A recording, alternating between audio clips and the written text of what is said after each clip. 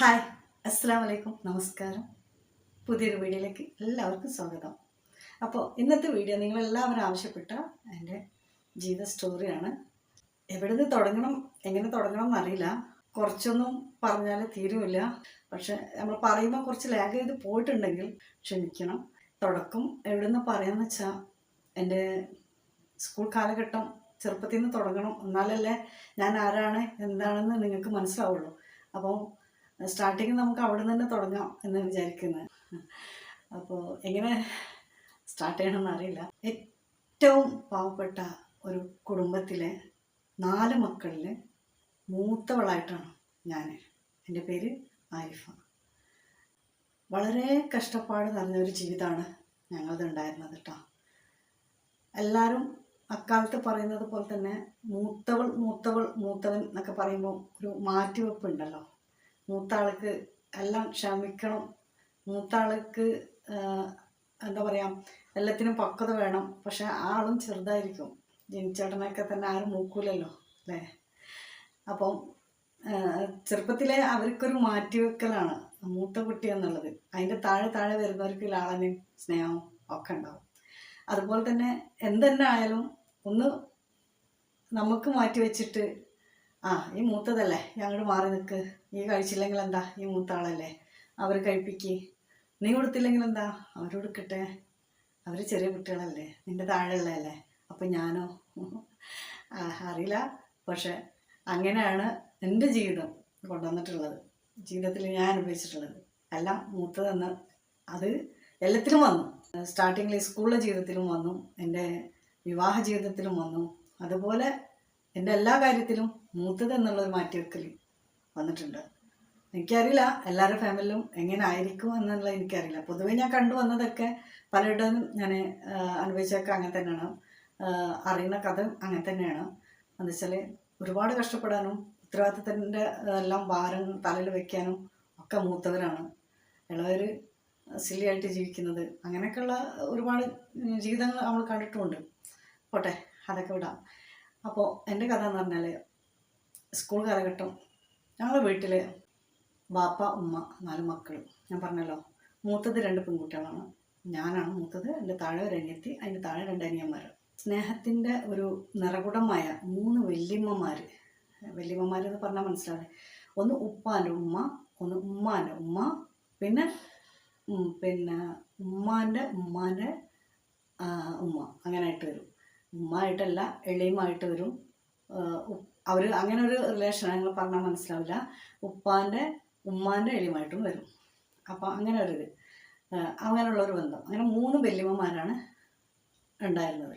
അവരാണ് എനിക്ക് ഏറ്റവും കൂടുതൽ എന്താ പറയുക, സ്നേഹം തന്നിട്ടുള്ളതും പരിചരണം കിട്ടിയിട്ടുള്ളതും അവരിൽ നിന്നാണ്. ഈ ഇല്ലായ്മയിലും വല്ലായ്മയിലും രാജകുമാരിയെ പോലെയാണ് ഞാൻ ജീവിച്ചത്. അതായത് ഉമ്മാൻ്റെ വീട്ടിൽ മൂത്ത പേരക്കുട്ടി ഞാനാണ്. അവിടെ ആകെ ഉമ്മാൻ്റെ മാത്രം കല്യാണം കഴിഞ്ഞിട്ടുള്ളൂ, ബാക്കി ആർക്കും കല്യാണം കഴിഞ്ഞിട്ടില്ല. അപ്പം അവിടുത്തെ കുട്ടി ഞാനാണ്. ഇവിടുത്തെ എൻ്റെ ഉപ്പാൻ്റെ വീട്ടിലും ഉപ്പ മാത്രം ഒരു മകനുള്ളൂ. അപ്പോൾ ആ വീട്ടിലും മൂത്ത കുട്ടിയായിട്ട് ഞാനാണ്. വല്യപ്പാനെ ഞാൻ കണ്ടിട്ടുള്ളൂ ഏകദേശം ഒരു ഓർമ്മ വെച്ച കാലത്തൊന്നും ഇങ്ങനെ കണ്ടിട്ടുള്ളപ്പോഴേക്ക് വല്യപ്പ മരണപ്പെട്ടു. എന്താ അസുഖം എന്നുള്ളത് വ്യക്തമായിട്ടില്ല, എനിക്കറിയില്ല. പക്ഷെ ആ വല്യപ്പ ആ കാലത്ത്, എനിക്ക് ഓർമ്മ വെച്ച കാലത്ത്, എന്നെ മദ്രസയിലേക്ക് പറഞ്ഞേക്കുമ്പോൾ ഒക്കെ ഹോട്ടലിൽ അന്ന് കൊണ്ടുപോകും.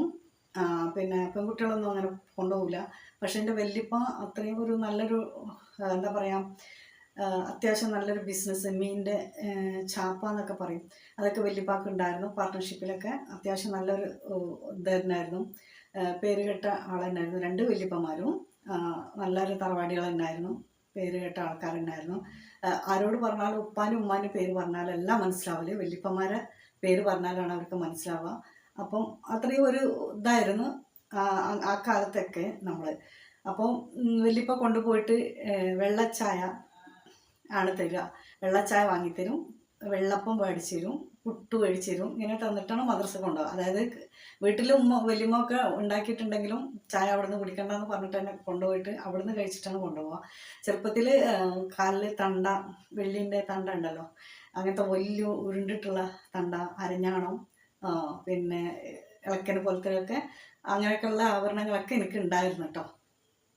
പിന്നെ ഇതൊക്കെ സ്വർണത്തിൻ്റെ ഉണ്ടായിരുന്നു, പിന്നെ അരളത്തതും ഇതൊക്കെ വെള്ളീൻ്റെ ഉണ്ടായിരുന്നു. അപ്പോൾ അങ്ങനെയൊക്കെ ഒരുപാട് ലാളനയിലൊക്കെ വളർത്തിയ ആയിരുന്നു തന്നെ. വല്യപ്പാൻ്റെ മരണശേഷം പിന്നെ ഞങ്ങളുടെയൊക്കെ ജീവിതമൊക്കെ ഒരു ഒരു ലെവലിലായി. എന്താ പറയുക, ഉപ്പാക്ക് പിന്നെ കൂടുതൽ ജോലി ചെയ്യാനൊന്നും പറ്റില്ല. ഉപ്പ ബീഡി തിരക്കണ ഒരു ജോലിയാണ് ഉപ്പ ചെയ്തിരുന്നത്. കാരണം അപസ്മാരത്തിൻ്റെ അസുഖമുള്ളത് കാരണം ഉപ്പാക്ക് ഹൈറ്റിൽ കയറാനോ കൂടുതൽ വിശപ്പ് സഹിക്കാനോ കൂടുതൽ ലോങ് നടക്കാനോ പിന്നെ അതുപോലെ വെള്ളത്തിൻ്റെ ഭാഗം അങ്ങനെയൊക്കെ ഉള്ളത് ഒന്നും ചെയ്യാൻ പറ്റാത്തൊരു അങ്ങനെയൊക്കെ ഒരു കണ്ടീഷനായിരുന്നു. അപ്പം ബോധം കെട്ട് വീഴ, അന്ന് കുറുക്കനിളക്കം എന്നൊക്കെ പറയുന്ന ആ ഒരു ഇതായിരുന്നു അപസ്മാരത്തിൻ്റെ. അപ്പം ആ ഒരു ഇതിൽ വല്യമ്മ ഉപ്പാനെ അങ്ങനെ ജോലിക്ക് പറഞ്ഞയക്കില്ല. വല്യമ്മക്ക് ആകെ 5 പ്രസവത്തിൽ ആകെ കിട്ടിയത് ഉപ്പാനാണ്. ബാക്കി എല്ലാ കുട്ടികളും മരണപ്പെട്ടു. അപ്പം വല്യമ്മ ഓമനിച്ച് ലാളിച്ചിട്ട് വളർത്തിയതാണ് എൻ്റെ ഉപ്പാനെ. അപ്പം ഉപ്പൊക്കെ ആ ഒരു ഇതും കൂടെ ഉണ്ട്. ഏത് എങ്ങനെ ചോദിക്കുകയാണെങ്കിലും വല്യമ്മാൻ്റെ അടുത്ത് കോന്തലക്കൽ എന്നൊക്കെ പറയില്ലേ, കാച്ചിത്തുണിയൊക്കെ എടുത്തിട്ട് പെൺകുപ്പായൊക്കെ ഇട്ടിട്ട് മണ്ടക്കെട്ടൊക്കെ കെട്ടിയിട്ട് അങ്ങനെയൊക്കെയാണ് എൻ്റെ വല്യമ്മ. അപ്പം നല്ല സുന്ദരിയായിരുന്നു. അപ്പം വല്യമ്മാൻ്റെ കോന്തലക്കൽ എപ്പോഴും 2 രൂപ 1 രൂപയൊക്കെ 50 പൈസയൊക്കെ ഉണ്ടാവും. അപ്പോൾ അതൊക്കെ മതിയായിരുന്നു അന്നൊക്കെ. അത്യാവശ്യം നമുക്ക് എന്തെങ്കിലുമൊക്കെ ഒരു ചായയും കടിയൊക്കെ ഉണ്ടാക്കാനൊക്കെ അത് മതി. 2 രൂപ ഉണ്ടെങ്കിൽ ധാരാളമാണ്. അപ്പം സ്കൂൾ കാലഘട്ടം എന്ന് പറയുമ്പോൾ വളരെ ദാരിദ്ര്യം പിടിച്ചതാണ്. അപ്പം 4, 5, 6 ആൾക്കാർ പഠിച്ചിട്ടുള്ള പുസ്തകങ്ങളാണ് എനിക്ക് കിട്ടുക. അപ്പോൾ അത് നമ്മൾ ആദ്യം പറഞ്ഞു വെക്കും. നമ്മൾ പിന്നെ ഒരു ക്ലാസ് കഴിഞ്ഞ് അടുത്ത ക്ലാസ്സിലാകുമ്പോഴത്തേന് എക്സാം കഴിയുമ്പോഴത്തേന് നമ്മളത് പറഞ്ഞു വെച്ചിട്ടുണ്ടായിരിക്കും. അപ്പം നമ്മൾ അവരെ പുസ്തകം വാങ്ങി കൊണ്ടുവരുമ്പോഴേക്കും അവരെന്നെ ജ്യേഷ്ഠാനിമാരും മറ്റുള്ളവർ പുറത്തുനിന്നൊക്കെ വാങ്ങിയിട്ട് ഒരുപാട് പുസ്തകത്തിൻ്റെ ഇതളുകളൊക്കെ പോയിട്ടുണ്ടാവും. പക്ഷെ അതിൻ്റെ അടുത്ത് എത്തുമ്പോൾ 4 പാഠം 5 പാഠമൊക്കെ കഴിഞ്ഞിട്ടുണ്ടാവും. അതിന് ശേഷമുള്ളതാണ് കിട്ടുക. അപ്പം പിന്നെ കുടയില്ലാതെ പോകുന്നത്, ചെരുപ്പില്ലാതെ പോകുന്നത്, ഭക്ഷണം ഇല്ലാതെ പോകുന്നത്, അങ്ങനെയൊക്കെ തന്നെ ആയിരുന്നു സ്കൂള്. പിന്നെ ഹൈസ്കൂൾ ജീവിതത്തിലേക്ക് എത്തിയപ്പോൾ LP സ്കൂൾ UP സ്കൂളിലൊക്കെ ആകുമ്പോൾ തന്നെ എനിക്ക് ചെരുപ്പൊന്നും അധികം ഉണ്ടാവാറില്ല. അപ്പം ഞങ്ങൾ അവിടെ നിന്ന് സ്കൂളിൽ പോകുന്ന ഭാഗത്ത് നല്ല മൈതാനമാണ്, നല്ല പൂഴിയാണ്. അത് ഉച്ച നേരത്ത് നല്ല പിന്നെ എന്താ പറയുക, ചുട്ട് പഴുക്കുന്ന സമയം വരും ഉച്ചയ്ക്ക് വീട്ടിൽ ഫുഡ് കഴിക്കാൻ വരുമ്പോൾ. അപ്പോൾ പുസ്തകങ്ങൾ ഓരോന്നോരോന്ന് ഇട്ടിട്ട് അതന്നെ ആ പുസ്തകങ്ങൾ എടുത്തിട്ട് പിന്നെ അപ്പുറത്ത് ഇട്ടിട്ട് അതിലൊക്കെ ചവിട്ടി നിന്നിട്ടൊക്കെയാണ് വരിക. സ്ലേറ്റ് പുസ്തകങ്ങളൊക്കെ എന്താ ചൂടിൻ്റെ കുഴപ്പം കൊണ്ട് ചെരുപ്പ് കാലിലില്ലാഞ്ഞിട്ട്. അതിന് വീട്ടിലെത്തിയാൽ എന്താ പറയുക, അവിടുത്തെ അവസ്ഥയും പരിതാപകരമാണ്. മാമന് പിന്നെ മീനിൻ്റെ പണിക്ക് പോകുന്നുണ്ടായിരുന്നു, മൂത്ത മാമൻ. അപ്പോൾ മാമൻ്റെ പണിയൊക്കെ കഴിഞ്ഞിട്ട് വരുമ്പോഴേ മീൻ കിട്ടുള്ളൂ. പക്ഷെ ഫ്രഷ് മീനായിരിക്കും, നല്ല പിന്നെ നല്ല രീതിയിൽ കറി വെച്ച് കഴിക്കാനും പറ്റും.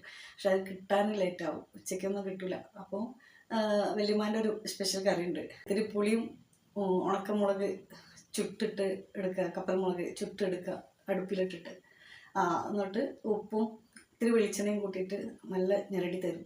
പിന്നെ ഉണക്കമീൻ എപ്പോഴും സ്റ്റോക്ക് ഉണ്ടാവും. മിക്കവാറും ഈ മാമങ്ങനെ കൊണ്ടുവരുന്ന മീനുകളുണ്ടാവും, നമ്മൾ തന്നെ ഫ്രഷ് ആക്കിയിട്ട് ഉണക്കി വെക്കുന്ന അതും ഒന്ന് കനലിലിട്ട് ചുട്ടെടുക്കും. അതാണ് ഭക്ഷണം. ചിലപ്പോൾ ചോറുണ്ടാവും, ചിലപ്പോൾ ചോറുണ്ടാവില്ല, ചിലപ്പോൾ കഞ്ഞിയാവും, എന്താണ് എന്തെങ്കിലുമൊക്കെ ആയിട്ട് കഴിച്ചങ്ങനെ പോവും. പിന്നെ ഹൈസ്കൂൾ ജീവിതത്തിൽ എത്തിയപ്പോഴൊക്കെ ഒന്നും കൂടെ ലെവൽ മാറിയല്ലോ, നമ്മൾ വലിയ കുട്ടിയായില്ലേ. അപ്പം നമുക്ക് നമ്മളതായിട്ടുള്ള ഒരു ഇതൊക്കെ ഉണ്ടാവുമല്ലോ. അപ്പം മിക്കവാറും അവിടുന്ന് സ്കൂളിൽ നിന്ന് വരാൻ പറ്റില്ല. വെള്ളിയാഴ്ചകളിലാണ് ഞാൻ പിന്നെ നടന്ന് ഉച്ചയ്ക്കൊക്കെ വരിക. അതുപോലെ ബസ്സിന് പോകാൻ മിക്കവാറും പൈസ ഉണ്ടാവില്ല. 10 പൈസ ആണ് അന്ന് ബസ്സിന് പോകാനുണ്ടാവില്ല. അതും പിന്നെ 2 ബസ്സേ ഉള്ളൂ. അപ്പോൾ ആ 2 ബസ്സിന് ടൈം കഴിഞ്ഞ് കഴിഞ്ഞാൽ കഴിഞ്ഞ്. മിക്കവാറും ടിഫിന് ഞാൻ കൊണ്ടുപോകില്ല. കൊണ്ടുപോകുന്നതും ചിലപ്പോൾ തലേന്നത്തെ ഫുഡായിരിക്കും. ചോറ് തിളപ്പിച്ച് ഊറ്റിയിട്ട് ടിഫിനിൽ വെക്കും. ഇത്തിരി ചമ്മന്തി ഉണ്ടാവും. പക്ഷേ അത് കഴിക്കാൻ നേരത്ത് നോക്കുമ്പോൾ 100 പോലെ വലിഞ്ഞിട്ടുണ്ടാവും. റേഷൻ കടത്തെ ചില സമയങ്ങളിൽ കുഴപ്പമില്ലാത്ത രീതിയിൽ നിൽക്കും. അപ്പോൾ അത് കാണുമ്പോൾ ഞാൻ വേഗം അത് കൊട്ടി കഴുകിയിട്ട് വന്നിരിക്കും. അപ്പം എൻ്റെ ഫ്രണ്ട്സുകളൊക്കെ പലപ്പോഴും പല സമയത്തൊക്കെ എൻ്റെ ഫ്രണ്ട്സുകൾ ഒരുപാട് എന്നെ ഹെൽപ്പ് ചെയ്തിട്ടുണ്ട്. ഞാൻ കഴിക്കാനൊക്കെ മടിയാണ് ഒരാളത് വാങ്ങി കഴിക്കാനൊക്കെ പറയുന്നത്. അപ്പോൾ പക്ഷേ അവർ ടിഫിൻ്റെ ഇടക്കനെ എല്ലാവരും ഇങ്ങനെ വെച്ചിട്ട് അതിലെല്ലാവരും ചോറ് വെക്കും, എനിക്ക് വേണ്ടിയിട്ട് വെക്കും. എന്നിട്ട് ഒപ്പം ഇരുന്ന് കഴിക്കാൻ പറയും. പിന്നെ അതിലവർ അവരുടേതായിട്ടുള്ള കറികളും ഇതൊക്കെ തന്നിട്ട് അങ്ങനെ കഴിക്കാൻ പറയുന്നോട്. പിന്നെ ഞാൻ കഴിക്കല്ലാതെ രക്ഷയില്ല, അവരുടെ സ്നേഹമല്ലേ. അങ്ങനെ പല പ്രാവശ്യം കാലത്ത് മദ്രസയൊക്കെ പോകുമ്പോൾ എൻ്റെ ഒരു കൂട്ടുകാരുണ്ട്, പ്രിയ കൂട്ടുകാരി. അവളെ വിളിക്കാൻ എപ്പോഴും പോകും. അവളും ഞാനും സെയിം ആണെന്ന് എല്ലാവരും പറയും, കണ്ടാൽ തന്നെ അങ്ങനെ തോന്നും. അപ്പോൾ തൊട്ടടുത്ത് തന്നെയാണ്. അപ്പോൾ അവളെ വിളിച്ചിട്ടാണ് അവളെയും കൂട്ടിയിട്ട് പോയി. ഞങ്ങൾ അത്രയും ആത്മബന്ധമായിരുന്നു രണ്ടാളും. ഒരു ഞെട്ടിയിൽ വിരിഞ്ഞ രണ്ട് മാങ്ങകളാണെന്നൊക്കെ പറയും, രണ്ട് പൂക്കളാന്ന് പറയും, അങ്ങനെയൊക്കെയാണ് ഉസ്താദ്മാർ പറയും. അപ്പോൾ അവളെ വിളിക്കാൻ പോകും. അവിടെ നിന്ന് അവളെ അമ്മ എനിക്കും ഉണ്ട് അപ്പം ഉണ്ടാക്കും. നമ്മളെ വീട്ടിലൊന്നും ഉണ്ടായിട്ടുണ്ടാവില്ല ചിലപ്പം. അപ്പോൾ രാവിലെ നേരം വെളുത്ത് എണീറ്റിട്ട് എന്താണ് കിട്ടുന്നത് ആ കിട്ടിയതിന് ശേഷമാണ് വെച്ചുണ്ടാക്കലും ഉണ്ടാക്കലൊക്കെ തുടങ്ങൽ തന്നെ. LP സ്കൂൾ മുതൽ ഞാൻ പാട്ട് പാടാൻ പോകും കേട്ടോ. ഗാനമേള, ചെറിയ ഗാനമേള ട്രൂപ്പിൽ എനിക്ക് പാട്ടിനോട് ഭയങ്കര ഇഷ്ടമായിരുന്നു. അപ്പം അതുപോലെ നമ്മളടുത്ത വീട്ടിൽ തന്നെയാണ് നമ്മൾ ഈ പാട്ടിനൊക്കെ പോകുന്ന അബാപ്റ്റിയാക്കാന്ന് പറയുന്നുണ്ട് ഉസ്താദ്. അപ്പം ഞങ്ങൾ എന്നെ വിളിക്കും പാടാൻ വേണ്ടിയിട്ട്. അപ്പം അങ്ങനെ പോയിരുന്ന് പാടുമ്പോൾ ഒരു രസം.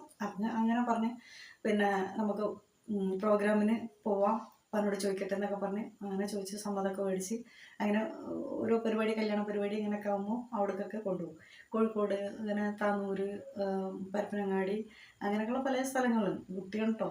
അപ്പോൾ നൈറ്റിൽ എനിക്ക് പാടാനൊന്നും പറ്റില്ല. അപ്പോൾ നൈറ്റ് ആകുമ്പോഴത്തേന് ഞങ്ങൾ കിടന്നുറങ്ങും. എൻ്റെ കൂടെ രണ്ട് പെൺകുട്ടികൾ വേറെ ഉണ്ട്, ഞങ്ങൾ 3 ആളാണ്. പരിപാടിക്ക് പോയി കഴിഞ്ഞാൽ പകലൊക്കെ നല്ല പാടും, കിട്ടാവുന്ന രീതിയിലൊക്കെ അറിയുന്ന രീതിയിലൊക്കെ പാടും പ്രോഗ്രാമിൽ. അപ്പോൾ അതിന് സമ്മാനങ്ങളൊക്കെ കിട്ടും. അതുപോലെ തന്നെ നമ്മൾ പിന്നെ കിട്ടിയ ക്യാഷ് പിറ്റേന്ന് നമ്മളിവിടെ എത്തും, ക്യാഷ് തരും. അപ്പോൾ ആ ക്യാഷ് കൊണ്ടാണ് റേഷൻ വാങ്ങലും അതുപോലെയുള്ള കാര്യങ്ങളൊക്കെ വാങ്ങുന്നതും ചെയ്യുന്നതൊക്കെ എടുത്ത് കൊടുക്കും. അപ്പം ആ സ്കൂൾ ലീവുള്ള സമയങ്ങളൊക്കെ പ്രോഗ്രാമിന് പോക്കാറുണ്ട്. അതിൽ ഒരു ഏറ്റവും വലിയൊരു മിസ്സായിട്ടുള്ളൊരു കാര്യം എന്ന് വെച്ചാൽ സ്വന്തം മാമൻ്റെ കല്യാണം തന്നെ സ്വന്തം വീട്ടിൽ, ഉമ്മാൻ്റെ വീട്ടിൽ നടക്കുമ്പോൾ ഫസ്റ്റിൽ നടക്കുന്ന സമയത്തും എനിക്ക് പ്രോഗ്രാം ഏറ്റതായിരുന്നു. അപ്പോൾ അവർ പേര് കൊടുത്തിരുന്നു, ഇത്ര ആൾ വരും, ഇന്ന എത്ര പെൺകുട്ടികളുണ്ടാവും, ഇങ്ങനെയൊക്കെ എന്നുള്ള പേര് കൊടുത്തും ചെയ്തിരുന്നു. എനിക്കാണെങ്കിൽ വീട്ടിലേക്ക് പൈസ വേണം എന്നുള്ളൊരു ചിന്ത മനസ്സിൽ. അപ്പോൾ കല്യാണം അല്ലല്ലോ വലുത് എന്നുള്ളൊരു ചിന്ത എൻ്റെ മനസ്സിൽ വന്നു. അപ്പോൾ ഞാൻ ഓക്കെ ഞാൻ വരാമെന്ന് പറഞ്ഞിട്ട് അങ്ങനെ ഞാൻ ഇത് പിന്നെയും കൂടാനോ എന്തോ എൻ്റെ മനസ്സിൽ അങ്ങനെയാണ് തോന്നിയത്. ഇവിടെ നമ്മളെ വീട്ടിലത്തല്ലേ, വന്നാലും മമ്മിനും ഇവരൊക്കെ അമ്മായിനൊക്കെ കാണാമല്ലോ, ഇത് പൈസ പിന്നെ കിട്ടില്ലല്ലോ, പിന്നെ അടുത്ത പ്രാവശ്യം വരുമ്പോൾ പ്രോഗ്രാം വരുമ്പോഴല്ലേ കിട്ടുള്ളൂ എന്നുള്ളൊരു ചിന്ത എൻ്റെ മനസ്സിലുണ്ടായി. ഞാൻ പോകണമെന്ന് പറഞ്ഞ് അങ്ങനെ ഞാൻ ആ സമയത്ത് ഇവിടെ വീട്ടിൽ കല്യാണം നടക്കുന്നത്, ഞാൻ വേറൊരു വീട്ടിൽ കല്യാണ വീട്ടിൽ പാട്ട് പാടുന്നു. അപ്പം അങ്ങനെയൊക്കെയുള്ളൊരു സന്ദർഭം ഉണ്ടായിട്ടുണ്ട്. ചെറുപ്പത്തിൽ ഏറ്റവും വലിയ വിഷമമുള്ളൊരു സംഭവമുണ്ട്. പക്ഷേ എൻ്റെ വല്യമ്മ എന്ന് പറയുന്ന ഉപ്പാൻ്റെ ഉമ്മാക്ക് കണ്ണ് കാണില്ല, തിമിരം വന്നിട്ട് കാഴ്ച നഷ്ടപ്പെട്ടതാണ് ഒരു വല്യമ്മക്ക്. അപ്പോൾ ആ വല്യമ്മനെ കൊണ്ടു നടക്കുന്നതും പിന്നെ എല്ലാ കാര്യങ്ങളും ചെയ്തു കൊടുക്കുന്നതും ഒക്കെ ഞാനാണ്. എന്നെ വലിയ കാര്യമാണ്. വല്യമ്മേൻ്റെ കൂടെ ഞാൻ ഉറങ്ങൽ, വല്യമ്മയും ഞാനും കൂടെ 10 കിടന്നിട്ട് അങ്ങനെ ഉണ്ട് ഉറങ്ങാൻ. അപ്പോൾ വല്യമ്മേൻ്റെ അടുത്ത് കിടന്ന് ഉറങ്ങിയിട്ടില്ല, എനിക്ക് ഉറക്കം കിട്ടില്ല. അപ്പം അതുപോലെ വല്യമ്മക്ക് എന്ത് ഇതായിട്ടുണ്ടെങ്കിലും എന്ത് സാധനം കിട്ടിയിട്ടുണ്ടെങ്കിലും എനിക്ക് തരും. അതെടുത്ത് വെച്ചിട്ടുണ്ടാകും കോന്തലക്കൽ. എന്ത് ഭക്ഷണം കഴിക്കുകയാണെങ്കിലും എന്ത് സാധനം എവിടെന്നെങ്കിലും കിട്ടിയിട്ടുണ്ടെങ്കിലൊക്കെ അങ്ങനെ എടുത്ത് വെക്കും. റമദാൻ ആയിക്കഴിഞ്ഞാൽ പിന്നെ വല്യമ്മ ഇതുപോലെ ഞങ്ങൾക്ക് റമദാൻ്റെ അരി ഇതൊക്കെ ഉണ്ടല്ലോ ധർമ്മം, അത് വാങ്ങാൻ വേണ്ടിയിട്ട് പോക്കുണ്ട്. നമ്മൾ തുറന്ന് പറയണം കേട്ടോ. അപ്പോൾ ആ സമയത്ത് എന്നെയും കൊണ്ടുപോകും. പിന്നെ വീട്ടിൽ എന്ന് പറഞ്ഞാൽ അത്രയും ദാരിദ്ര്യമാണ് കേട്ടോ. അപ്പോൾ ആ സമയത്ത് ഉപ്പാക്ക് ഇങ്ങനത്തെ ഒരു സിറ്റുവേഷനാണ്, മാമനൊക്കെ തന്നിട്ട് വേണം നമുക്ക് ജീവിക്കാൻ, അങ്ങനത്തെ ഒരു ചുറ്റുപാടാണ്. അപ്പോൾ വലിയ കുട്ടിയായിട്ട് വരെ ഞാൻ UP സ്കൂൾ 7ാം ക്ലാസ്സിൽ പഠിക്കുമ്പോൾ വരെ ഞാൻ വല്യമ്മാനെ കൊണ്ടുപോയിട്ടുണ്ട്. വല്യമ്മാൻ്റെ കൂടെ പോകാൻ ആളുണ്ടാവില്ല, മറ്റുള്ളവരൊന്നും വിളിച്ചാൽ പോവില്ല. അപ്പം ഞാൻ മാത്രമാണ് പോവുക. അപ്പോൾ എന്നോട് പറയും, വാ മോളെ നമുക്ക് പോയി വെക്കാം, എന്തെങ്കിലും കിട്ടുകയാണെങ്കിലോ എന്ന് പറഞ്ഞിട്ട് അങ്ങനെ പോകും. അപ്പോൾ എനിക്ക് കുറവും നാണമൊക്കെ നല്ല ഉണ്ട്, നല്ല നാണം ഉണ്ട്. ഒരു ജാതി ഒരു എന്താ പറയുക, നമുക്ക് അങ്ങനത്തെ ഒരു ഇതുണ്ടല്ലോ മറ്റുള്ളവർ ഫേസ് ചെയ്യാനുള്ള. പക്ഷെ വല്യമ്മാനൊറ്റയ്ക്ക് വിടാനും പറ്റൂല, മനസ്സനുവദിക്കുന്നില്ല. വീട്ടിലെ അവസ്ഥ ആലോചിക്കുമ്പം അതെല്ലാം ഞാൻ മറക്കും. അങ്ങനെ ഞാൻ വല്യമ്മാൻ്റെ കൂടെ പോയി അങ്ങനെ ഒരു പ്രാവശ്യം ഇതുപോലെ പോയപ്പോൾ പോയി ലാസ്റ്റ് ഒരു സ്ഥലത്ത് പോയപ്പം അവിടെ ഒരു ഫ്രണ്ട്സ് വേറൊരു സ്ഥലത്ത്, അങ്ങനെ 3 വീട് പോയി. 3 വീടും എൻ്റെ ഫ്രണ്ട്സുകളുടെ വീടാണ്. അവർക്കൊന്നും ഒരു ഇതും ഇല്ല കേട്ടോ. അവരൊക്കെ വളരെ ഹാപ്പി ആയിട്ട് എന്നോട് പറഞ്ഞു, അരിഫ അങ്ങനെയാണ് ഇങ്ങനെയാണ്. എന്നിട്ട് അവരെ വക ക്യാഷും അരിയും ഇതൊക്കെ തന്നു. അപ്പം അങ്ങനത്തെ ഒരു കാലഘട്ടം എനിക്കുണ്ടായിരുന്നു. അത് ആ അരി കൊണ്ടുവന്നാൽ ഞങ്ങൾക്ക് പിറ്റേന്ന് റംസാൻ വരെ തട്ടിമുട്ടി പോവാം. അതിലിടക്ക് റേഷനും വാങ്ങും, അങ്ങനെയൊക്കെ ആയിട്ട് തട്ടിമുട്ടി പോവാം. മീനാണെങ്കിൽ ഇങ്ങനെ മാമൻ കൊണ്ടുവരും. ഇങ്ങനെയൊക്കെയുള്ള ഒരു എന്താ പറയുക, എല്ലാവരും വീട് ഓരോ മേഞ്ഞിട്ട് വർഷക്കാലത്തിന് മുമ്പ് മെയ്യുമെങ്കിലും ഞങ്ങളത് വർഷക്കാലം കഴിഞ്ഞ് കഴിഞ്ഞതിന് ശേഷമാണ് ഞങ്ങളിത് മെയ്യുക. കാരണം അത്രയും ക്യാഷ് കിട്ടാൻ പാകില്ല. എന്നിട്ട് ഫുൾ ചോർന്നിട്ട് ഒരു ഒരു കാല് കുത്താൻ പോലും ഇടണ്ടാവില്ല. മഴക്കാലത്ത് വർഷക്കാലം ഫുള്ള് വെള്ളം ഞങ്ങളുടെ വീട്ടിലായിരിക്കും. താഴെ ചരലാണ്. ചരലെന്ന് പറഞ്ഞാൽ മനസ്സിലാവുമെന്നറിയില്ല. ചരലാണ് താഴെ ഇടുക. കല്ല് കുഴിയൊക്കെ ആയിട്ട് അങ്ങനെയുള്ളൊരു ഇതാണ് താഴെ കിടക്കുന്നത്. ഒരു മിനുസൊന്നും ഉണ്ടാവില്ല. അപ്പം അതും റോഡ് പണിക്ക് കൊണ്ടുവരുന്ന റോഡിന് ഇട്ടിട്ടുള്ള ചരലൊക്കെ ഉണ്ടാവുമല്ലോ, ആദ്യത്തെ പണിക്കായിട്ടിടുന്ന, അത് കൊണ്ടുവന്നിട്ടാണ് വീട്ടിനുള്ളിൽ തേവുക. അതിൻ്റെ ഇത് മഴയത്ത് ഒലിച്ചു പോയി 2 സൈഡിൽ നിൽക്കും. അത് കൊണ്ടുവന്നിട്ടാണ് ഞങ്ങൾ നോമ്പിന് മുമ്പായിട്ട് നമ്മൾ തേകിയിട്ട് ഫിനിഷ് ചെയ്യുക. അത് കുറച്ചണ്ട് അടിച്ചു വരുമ്പോൾ പൊടിയായിട്ട് പാറിപ്പോകും. പിന്നെ കുണ്ടും കുഴിയായിട്ടാണ് വീട്ടിനുള്ളിൽ കിടക്കുക. അതിൽ പായ വിരിച്ച് കിടക്കുമ്പോൾ നിലത്തൊക്കെ നല്ല വേദന ഉണ്ടാവും. പക്ഷെ അതൊക്കെ മറക്കും. ഞങ്ങൾ ആ സന്തോഷത്തിലാണ്. ഈ മിന്നലും തന്നെ ഒറ്റൊന്നും പുറത്തു പോകില്ല. എല്ലാം വീട്ടിനുള്ളിലായിരിക്കും. നല്ല കാണും. ഓല സൈഡിലൊക്കെ മൊത്തം പൊളിഞ്ഞ ആർത്തിട്ടുള്ളതാണ്. അവിടെയൊക്കെ തുണികളും ഇതൊക്കെ കാർട്ടൂണും അതൊക്കെ കുത്തിച്ചിരിയിട്ട് അങ്ങനെ വെച്ചിട്ടുള്ള ഒരു എന്താ പറയുക, 2 മുറിയാണ് ആകെ ഉള്ളത്. ഒന്ന് എല്ലാം അടപ്പൊന്നുമില്ലാത്ത 2 ഒരു എന്താ പറയുക, ഒരു ഷെഡ് പോലെ ആക്കിയിട്ട് അതിൽ തന്നെയാണ് എല്ലാവരും കൂടെ ഒന്നിച്ചിട്ട് തന്നെ കിടക്കുന്നത്. അപ്പം അങ്ങനെ ഉള്ള ഒരു ഇതാണ് വീടായിരുന്നു എൻ്റെത്. കുത്തനെ എന്താ പറയുക, എന്നെ പെണ്ണ് കാണാൻ വരുന്ന സമയത്തൊക്കെ എൻ്റെ വീട് വീഴാനായിട്ട് ഇങ്ങനെ നിന്നിട്ട് തൂണ് 2 ഭാഗത്ത് ഇങ്ങനെ കൊടുത്തിട്ട് അതിൻ്റെ ഇടയിൽ കൂടെയാണ് എൻ്റെ പെണ്ണ് കാണലൊക്കെ നടക്കുന്നത്. അത്രയും എന്താ പറയുക അവസ്ഥയിലായിരുന്നു എൻ്റെ ചെറുപ്പം. ചുരുക്കം പറഞ്ഞാൽ ഇനി പറഞ്ഞാൽ എവിടെ എത്തുമെന്ന് അറിയില്ല. അത്രയുണ്ട് പറയാൻ. അതിനിടയ്ക്ക് എൻ്റെ ബാപ്പാൻ്റെ സ്വഭാവം എന്ന് പറയുമ്പോൾ ഭയങ്കര സ്ട്രോങ് ആണ്. BP ആണ്. മിലിറ്ററി ചിട്ടയാണ്. നമുക്ക് ചിരിക്കാൻ പാടില്ല, ഉച്ചത്തിൽ സംസാരിക്കാൻ പാടില്ല, അങ്ങനെയൊക്കെയുള്ള ഒരു ചിട്ടയിലാണ് ഞങ്ങൾ വളർത്തിയിരിക്കുന്നത്. കണ്ണെഴുതാൻ പാടില്ല, പൗഡർ ഇടാൻ പാടില്ല, അങ്ങനെയൊക്കെ. അതൊക്കെ ഞാൻ സ്കൂളിൽ പോയിട്ട് കൂട്ടുകാരികൾ കൊണ്ടുവരുമ്പോൾ ആ കൺമശി എടുത്തിട്ട് ടിഫിൻ പാത്രത്തിൽ നോക്കിയിട്ട് കണ്ണെഴുതും, ഇത്തിരി പൗഡർ ഇടും. അത് സ്കൂളിൽ നിന്ന് കൊണ്ടുവരുമ്പോൾ, അത് ഹൈസ്കൂളിൽ നിന്നാണ്, ഹൈസ്കൂളിൽ ലാസ്റ്റ് എത്തിയിട്ട് ആണ് അങ്ങനെ ചെയ്യുന്നതൊക്കെ. പിന്നെ അത് കണ്ണ് തുടച്ചിട്ടൊക്കെയാണ് പിന്നെ വീട്ടിലേക്ക് എത്തല്. കാരണം അത് ഒരു ചെയ്യാൻ പാടില്ല എന്ന് പറയുമ്പോൾ നമുക്ക് ചെയ്യാനുള്ളൊരാഗ്രഹം. പിന്നെ പെൺകുട്ടിയല്ലേ, എല്ലാവരും മുടി വാർന്നിട്ടും കണ്ണെഴുതിയിട്ടും പൗഡർ ഇട്ടിട്ടും പൊട്ടിട്ടിട്ടും വരുന്നവരുണ്ട്, നല്ല നല്ല ഡ്രസ്സ് ഇട്ട് വരുന്നവരുണ്ട്. പക്ഷെ ഞാനൊരാൾ മാത്രം ആ ലെവലിലാണ് പോവുക. കാരണം വീട്ടിലത് പാടില്ല എന്നുള്ളൊരു ഇതാണ്. പിന്നെ കൂടുതൽ സംസാരിക്കാൻ പാടില്ല. അതായത് ബാപ്പ അവിടെ ഇരിക്കുന്നുണ്ടെങ്കിൽ നമുക്കിവിടെ മിണ്ടാനേ പാടില്ല. പിന്നെ ചിരിക്കൽ ഉച്ചത്തിലാവാൻ പാടില്ല. ബാപ്പ പുറത്തുനിന്ന് വരുമ്പോഴേക്ക് നമ്മളൊരു കിണ്ടി ഉണ്ടാവും പുറത്ത്. കിണ്ടി വെള്ളം നിറച്ച് വെക്കണം കൊലായിൽ. അത് ഉപ്പാക്ക് കാല് കഴുകാൻ വേണ്ടിയിട്ട്. അപ്പം അതില്ലെങ്കിൽ അവിടെ പ്രശ്നം തന്നെ നടന്നു. പിന്നെ ചായ വൈകിയ പ്രശ്നമാണ് ഉപ്പാക്ക്. അതുപോലെ നമ്മൾ എന്തെങ്കിലും ഒന്ന് പറഞ്ഞാൽ പ്രശ്നമാണ്, എല്ലാം പ്രശ്നമാണ്. അതാ വെച്ചാൽ ആൾക്ക് നടക്കാൻ പറ്റാത്ത കാര്യം അതൊരു എന്താ പറയുക, മറ്റുള്ളവരുടെ മേലെ അടിച്ചേൽപ്പിച്ചിട്ട് അവരെ കണ്ട് ഡൗൺ ആക്കുക എന്നുള്ളൊരു സംഭവമാണ്. കാരണം തുടക്കം തന്നെ അങ്ങനെയാണ്. അപ്പോൾ ഉമ്മാനെയൊക്കെ ഇങ്ങനെ ഇതാക്കും. ഇപ്പോൾ എൻ്റെ ഉമ്മ മരണപ്പെട്ടിട്ട് 2 വർഷമാവുന്നു. ആഹ്റം വിളിച്ചാക്കി കൊടുക്കട്ടെ അല്ലാഹു. അങ്ങനെയുള്ളൊരു സിറ്റുവേഷനാണ് വീട്ടിൽ. അതായത് നമുക്ക് പിതാവിൻ്റെ ലാളന എന്താണെന്ന് എനിക്കറിയില്ല. എനിക്ക് കിട്ടിയിട്ടുമില്ല. എന്തെങ്കിലും ഒരു ആവശ്യം പറയണമെങ്കിൽ നമ്മൾ മാതാവിനോട് പറയണം, ഉമ്മാനോട് പറയണം, ഇമ്മ അത് പറയണം. നമ്മൾക്ക് പറയാനൊന്നും പറ്റില്ല. പറഞ്ഞിട്ടുണ്ടെങ്കിൽ അത് വേറെ രീതിയിൽ കൂടെ എടുക്കും. അതുപോലെ ആരായിട്ട് താഴെയുള്ള കുട്ടികൾ എന്ത് തെറ്റ് ചെയ്താലും അടി നിൽക്കണം. അടി എന്ന് പറഞ്ഞാൽ അങ്ങനത്തെ അടിയൊന്നുമല്ല. അടി എന്ന് പറഞ്ഞാൽ ചെറിയ വടിയായിട്ടുള്ള അടിയല്ല. അടിക്കുമ്പോൾ എന്ന് വെച്ചാൽ ഒരു 1-1.5 അടിയായിരിക്കും. അത് ആഴ്ചയിൽ 2-3 ദിവസം പരിപാടി ഉണ്ടാവും. സൂപ്പർ പരിപാടിയാണ്. അതൊരു ഏറ്റവും എന്താ പിന്നെ വൈരങ്കോട്ട വേല പോലെ ഒരു ഫേമസ് ആയിട്ടുള്ള, ഞങ്ങളുടെ നാട്ടിൽ ഫേമസ് ആയിട്ടുള്ള ഒരു പരിപാടിയാണ്. ഞങ്ങളെ അടിച്ച് പിടിപ്പിക്കുക എൻ്റെ ബാപ്പ എന്ന് പറഞ്ഞാൽ. അവിടെയുള്ള എല്ലാ വയസ്സായ ആൾക്കാർക്കും അറിയാവുന്ന കാര്യമാണ്. അപ്പോൾ അവരൊക്കെയാണ് വന്നിട്ട് നമ്മളെ അത് ചായക്കാരെ പിടിക്കാന്നൊക്കെ പറയുമല്ലോ, ഇല്ലാതാക്കാൻ വേണ്ടിയിട്ട് അവരൊക്കെ പ്രായമുള്ളവരൊക്കെ വരും. അപ്പോൾ അവരോട് പറയും, എൻ്റെ മക്കളെ പഠിപ്പിക്കുമ്പോൾ നിങ്ങളവിടെ വന്നിട്ട് ഇടപെടരുത്. അത് അള്ള തന്നെ ഭൂമിക്ക് ഇറങ്ങി വന്ന് പറഞ്ഞാലും ഞാനത് കേൾക്കൂലെന്ന് പറയും. പക്ഷെ പഠിപ്പിക്കൽ എങ്ങനെയാണെന്ന് വെച്ചാൽ മുടിക്കുത്ത് പിടിച്ച് വലിച്ചിടുക, ചവിട്ടുക, ഇടിക്കുക, കുത്തുക, പിന്നെ പറ്റാവുന്നിടത്തോളം അടിക്കുക. ഇങ്ങനെയൊക്കെയുള്ള ഒരു രീതിയിലാണ് നമ്മളെ പഠിപ്പിക്കുക, കാട്ടുക. പഠിപ്പിക്കുക എന്ന് പറഞ്ഞാൽ ഒരാൾ എങ്ങനെയാണ് വെച്ചാൽ പിതാവിൻ്റെ കടമകളെല്ലാം നിർവഹിച്ചിട്ട് ആ കുട്ടികൾ അങ്ങനെ ചെയ്യുമ്പോൾ പഠിപ്പിക്കുന്നതിന് ഒരു ഇതുണ്ട്.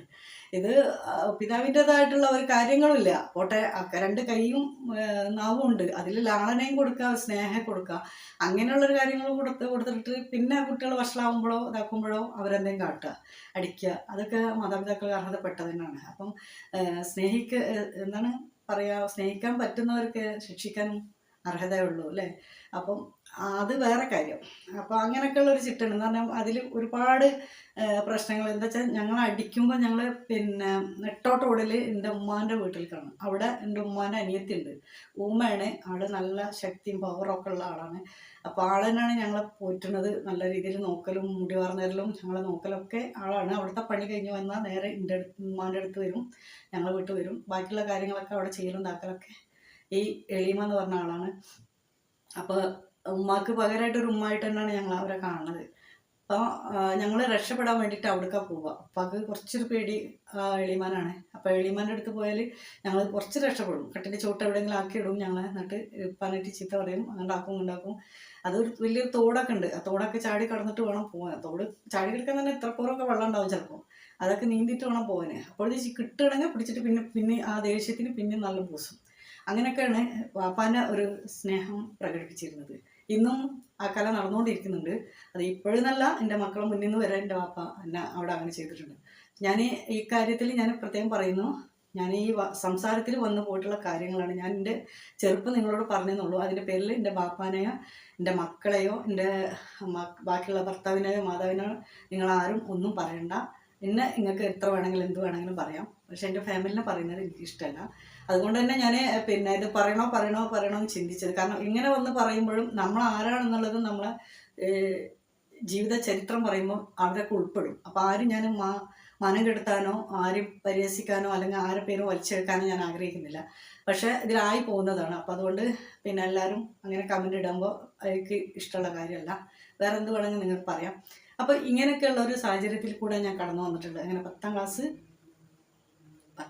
കഴിഞ്ഞു. 10ാം ക്ലാസ് കഴിയുന്നതിന് മുമ്പ് ഇതേപോലെ ഉപ്പ എന്നെ അടിക്കുകയാണ്. 8ാം ക്ലാസ്സിൽ നിന്ന് ഇതുപോലെ ഒരു കാരണം ഉണ്ടാവില്ല, ഞാൻ പറഞ്ഞില്ലേ, ഒരു പ്രത്യേക ഒരു കാരണമൊന്നുമില്ല, അങ്ങനത്തെ ഒരു മെൻറ്റാലിറ്റി ഉണ്ട് പാപ്പക്ക്. അപ്പം ആള് ഒരു ഇതാണ്, എന്താ പറയുക, ബി പി ഓവറാണ് ആൾക്ക്. നമ്മൾ എന്തെങ്കിലും പറയുമ്പോഴത്തേന് അടിപൊട്ടൽ തുടങ്ങും. അപ്പോൾ ഒരു കണക്കായാലും എന്തായാലും കടയിൽ നിന്ന് വാങ്ങി വരുമ്പോൾ കറക്റ്റായിട്ട് നമുക്ക് കിട്ടുമെങ്കിലും വാപ്പ അടിക്കും എന്നുള്ള ഒരൊറ്റ കാരണത്താൽ വാപ്പാന് മുന്നിൽ നിൽക്കുമ്പോൾ അതെല്ലാം നമ്മൾ മറന്നു പോകണം. അപ്പം നമുക്ക് പഠിച്ചതോ അല്ലെങ്കിൽ കണക്കൂട്ടി വന്നതോ കണക്കൊക്കെ കൂട്ടി എഴുതി തന്നിട്ടുണ്ടായിരിക്കും, വാപ്പാക്ക് പേടി തിരക്കുന്നതാണ്. അപ്പം വാപ്പാനെ കടയിൽ നിന്ന് കടകൾക്കൊക്കെ ഇത് സപ്ലൈ ചെയ്യുന്നത് ഞാനാണ്. പിന്നെ അതുപോലെ എൻ്റെ വല്യമ്മാൻ്റെ വീട്ടിൽ സാധനങ്ങൾ മേടിച്ചു കൊടുക്കൽ ഞാനാണ്. മീനിൻ്റെ അടുത്ത് പോയിട്ട് മാമൻ്റെ അടുത്ത് പോയിട്ട് മീൻ വാങ്ങി കൊണ്ടു കൊടുക്കണം, അത് ഞാൻ ചെയ്യണം. പിന്നെ അത് കഴിഞ്ഞ് വന്നിട്ട് മദ്രസയ്ക്ക് പോകണം. പിന്നെ എൻ്റെ വീട്ടിലുള്ള സാധനങ്ങൾ മേടിച്ചു കൊടുക്കണം. കാരണം രണ്ട് വീട്ടിലും ആളില്ലല്ലോ, എല്ലാം ഞാൻ തന്നെ ചെയ്യുന്നത്. ശരിക്കും പറഞ്ഞാൽ ആ കാലത്തൊന്നും ഞാൻ താഴെ ശരിക്കും ചവിട്ടി നടന്നിട്ടില്ല.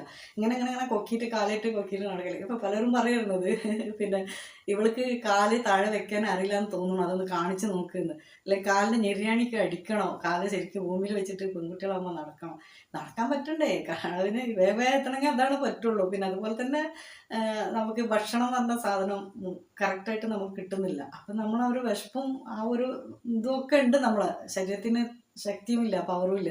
അപ്പോൾ ആ സമയത്ത് നമുക്ക് എത്തേണ്ടടുത്ത് എത്തും വേണം. പിന്നാണെങ്കിൽ എവിടെ നിന്ന് എന്താ ഈ വലിയമാരുടെ അടുത്ത് നിന്നല്ല ഇങ്ങനെ വേറൊരു ഇത് നമുക്ക് തണലില്ല. മറ്റുള്ളടത്തൊക്കെ പോകുമ്പോൾ നമ്മൾ പേടിച്ച് സിംഹത്തിൻ്റെ മുമ്പ് പോയി നിൽക്കുന്ന ആ ഒരു ഫീലിംഗ് ആണ് നമുക്ക് വാപ്പാൻ്റെ അടുത്ത് പോയി നിൽക്കുമ്പോൾ.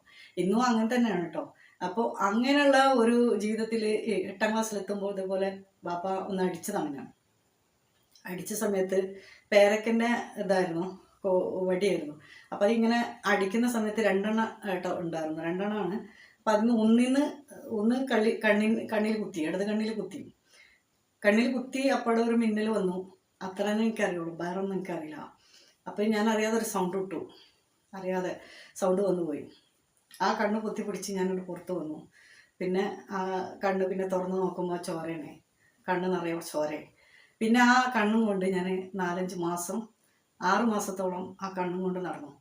ഒരുപാട് ചികിത്സകൾ നടത്തി, ഒരുപാട് പിന്നെ കാര്യങ്ങൾ ഡോക്ടർമാരുടെ അടുത്ത് പോയിട്ട് മരുന്നും മായം മന്ത്രമൊക്കെ ആയിട്ട് പല രീതിയിലും നോക്കി. ഉപ്പ അങ്ങനെ എന്താ പറയുക, നാട് വിട്ടു.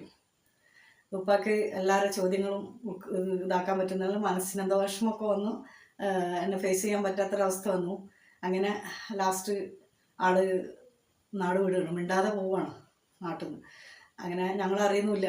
അങ്ങനെ എൻ്റെ മാമനെന്നെ കൊണ്ടുപോയിക്കണതിന് മുമ്പേ ഇനി ഇവിടെ അങ്ങോട്ട് തരില്ല, ഒരു പെൺകുട്ടിയാണ്, കെട്ടിക്കാനുള്ളതല്ലേ, അത് അടിച്ചടിച്ചടിച്ചടിച്ച് കയ്യും കാലും മുറിച്ചിടുക, പിന്നെ കണ്ണ് പൊട്ടിക്കുക, അതൊക്കെയല്ലേ ചെയ്യുന്നത്. അപ്പോൾ ഇനിയിപ്പോൾ ഇവിടെ നിർത്തിയിട്ട് കാര്യമില്ല എന്ന് പറഞ്ഞിട്ട് ഇനി ഇവിടെ ചോദിച്ച് വരും വേണ്ട, ഇവിടെ ഞാൻ നോക്കിക്കോളാം എന്ന് പറഞ്ഞിട്ട് മാമൻ കൂട്ടിക്കൊണ്ടുപോകുന്ന ഉമ്മാൻ്റെ വീട്ടിലേക്ക്.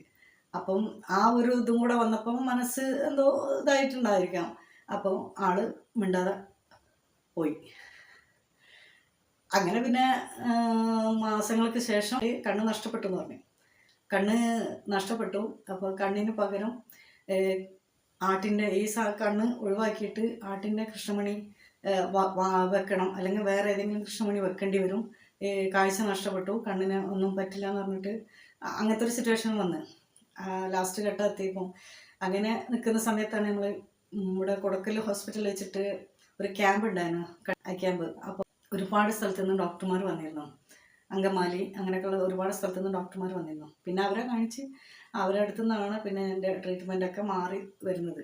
അപ്പോൾ അവർ പറഞ്ഞു കുഴപ്പമില്ല, കണ്ണിന് നമ്മൾ നോക്കാം, സിമ്പിളാണ്. അപ്പോൾ കഴിച്ചതൊന്നും കണ്ണിനുള്ള മരുന്നല്ലായിരുന്നു. അപ്പോൾ കുട്ടീനെ ഭാവി നഷ്ടപ്പെടുത്തി, ഇതുവരെ അത്രയും ദിവസം സ്കൂളിൽ പോകാൻ പറ്റില്ല. അപ്പോൾ ഇനി ഇത്രയും മരുന്ന് കഴിച്ചാൽ മതി, പിന്നെ കണ്ടിന്യൂ ഗ്ലാസ് വെക്കണം എന്ന് പറഞ്ഞു. അന്ന് തൊട്ട് ഞാൻ 13 വയസ്സ് തൊട്ടിട്ട് ഞാൻ ഗ്ലാസ് യൂസ് ചെയ്യുന്നുണ്ട്. പിന്നെ അങ്ങനെയൊക്കെയാണ് ഇപ്പോൾ എൻ്റെ ചെറുപ്പം. അങ്ങനെ 10ാം ക്ലാസ് എത്തിയിട്ട് അവിടുന്ന് ആണ് എൻ്റെ വേറൊരു ടേണിങ്ങിലേക്ക് എൻ്റെ ജീവിതം പോകുന്നത്. അപ്പം അവിടെ എത്തിയതിന് ശേഷം 10ാം ക്ലാസ് എക്സാം കഴിയുമ്പോൾ എല്ലാവരും ചോദിച്ചു, നമ്മൾ എക്സാമല്ല സെൻഡ് ഓഫ് ചെയ്യുന്ന സമയത്ത് എല്ലാവരും ചോദിക്കുന്ന ഒരു ചോദ്യം ഉണ്ടല്ലോ, ഇനി എന്താണ്, എവിടേക്കാണ്. 10ാം ക്ലാസ് കഴിയുമ്പോൾ എല്ലാവർക്കും ഒരു ഇതാണല്ലോ. പിന്നെ അവിടം വരെ ഒന്നിച്ചിട്ട് വന്നവരൊക്കെ പിന്നാകുന്നാകുന്ന പോകുന്നതല്ലേ.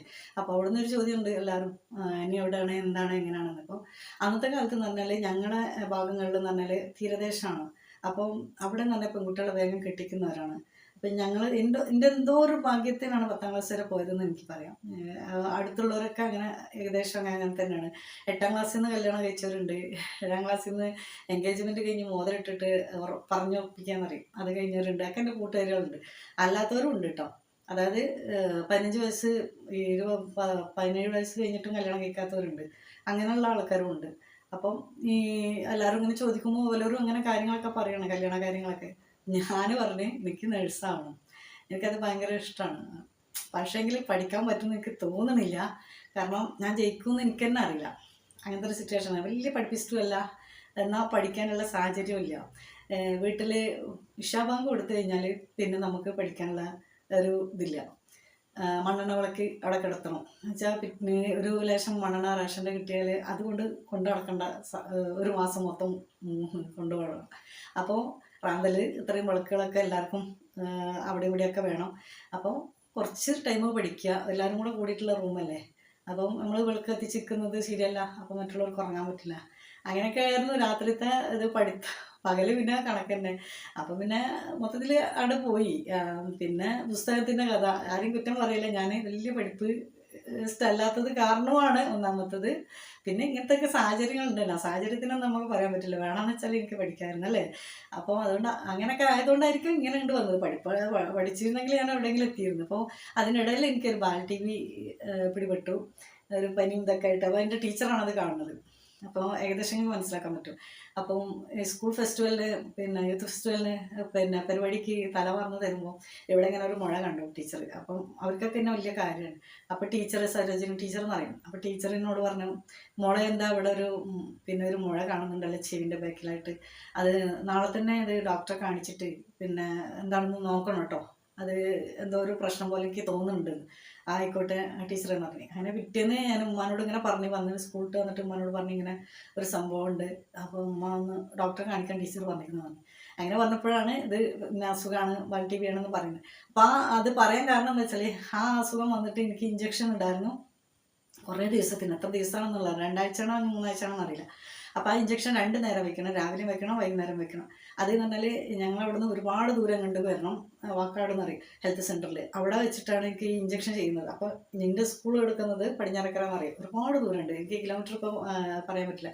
അപ്പം എൻ്റെ വീട്ടിൽ നിന്ന് ഞാൻ ഇങ്ങോട്ട് വരും നന്ന രാവിലെ വന്നിട്ട് ഇവിടുന്ന് ഇഞ്ചക്ഷൻ ചെയ്തിട്ട് എനിക്ക് വെള്ള യൂണിഫോം ആയിരുന്നു, വെള്ള പിന്നെ ഇത് ജാക്കറ്റായിരുന്നു, നീല പാവാട, ഒരു വാഴത്തൂമ്പിൻ്റെ കളറ് മഞ്ഞ ഷോളുമാണ്.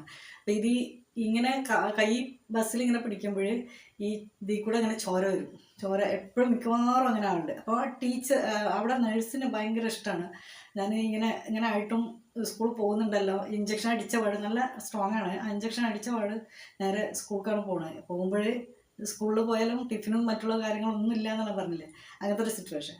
അവിടുന്ന് പിന്നെ വൈകുന്നേരം നേരെ ഇവിടെ വന്നിട്ട് പിന്നെ ഇഞ്ചക്ഷൻ അടിച്ചിട്ട് പിന്നെ വീട്ടിലേക്ക് പോകുന്നത്. അങ്ങനെ ഒരു ഇതാണ്. അപ്പം നേഴ്സിന് ഭയങ്കര ഇഷ്ടമാണ്. അപ്പം ആള് എപ്പോഴും നല്ല ഒരു ഇതിലാണ് എന്നോട് പെരുമാറലും, ഭയങ്കര ഇഷ്ടത്തിലുള്ള സംസാരങ്ങളൊക്കെയാണ്. ഇവിടെ ടീച്ചർമാരും അങ്ങനെ തന്നെ കേട്ടോ. അപ്പോൾ ആ ഒരു ഇത് കാരണം എനിക്ക് തോന്നി ഇതൊരു മാലാഖയാണ്, അന്നെൻ്റെ കണ്ണിലുള്ള ഒരു മാലാഖയാണ് നേഴ്സ് എന്ന് പറയുന്നത്. ഇന്നും അങ്ങനെ തന്നെ നേഴ്സുമാരൊക്കെ ഭയങ്കര ഇഷ്ടമാണ്, ആരെന്നെ എന്ത് പറഞ്ഞാലും. പക്ഷേ പരിചരണം, മറ്റുള്ളവരെ പരിചരിക്കുക, പിന്നെ സേവിക്കുക, അതൊക്കെ എനിക്ക് ഭയങ്കര ഇഷ്ടമാണ്, ഇപ്പോഴും അതല്ല. അപ്പോൾ അങ്ങനെ ഒരു നേഴ്സായിട്ട് നിന്നിട്ട് മറ്റുള്ളവരെ പരിചരിക്കണം, നോക്കണം എന്നൊക്കെ എനിക്ക് ഒരാഗ്രഹം ഉണ്ടായിരുന്നു. അപ്പോൾ ഞാൻ അങ്ങനെയാണ് വിചാരിച്ചത്. പക്ഷേ ജീവിതം പോയത് വേറെ വഴിക്കാണ്. അപ്പോൾ ഇൻഷാ അല്ലാഹ് ഇതൊരുപാട് നീണ്ടു പോയിട്ടുണ്ട്. ചിലപ്പോൾ ഞാനിത് ഒറ്റ എപ്പിസോഡാക്കും, അതല്ലെങ്കിൽ ഞാൻ പിന്നെ 2 എപ്പിസോഡാക്കും. അപ്പോൾ എന്തായാലും നിങ്ങൾ കണ്ടിട്ട് ഇതിൻ്റെ റിപ്ലൈ എന്താ പറയുക, കമൻറ്റ് പറയുക. അപ്പോൾ അടുത്തത് ഞാൻ എൻ്റെ വിവാഹമാണ്, വിവാഹത്തിൻ്റെ കാര്യങ്ങളും മറ്റുള്ള കാര്യങ്ങളായിട്ട് ഞാൻ ചുരുക്കിയിട്ടാണ് പറയുന്നത് കേട്ടോ എല്ലാം.